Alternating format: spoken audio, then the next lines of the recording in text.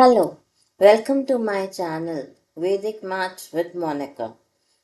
Do you know there is a shortcut to multiply numbers close to 100? That too just in seconds. Let's see how. So let's learn this Vedic Maths trick through the following example. 98 into 97. Our step 1 would be to find the difference of first number 98 from 100.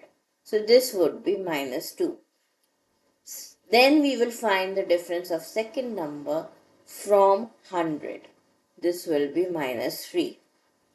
Third step would be to cross subtract 98 minus 3 or 97 minus 2.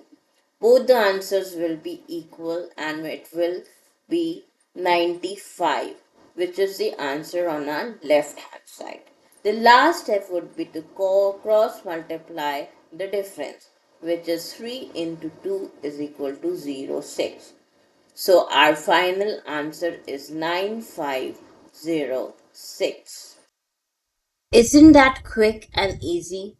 Try this trick with any two numbers close to 100 and surprise everyone with your speed. Follow for more Vedic Math shortcut and don't forget to like the video and subscribe to my channel.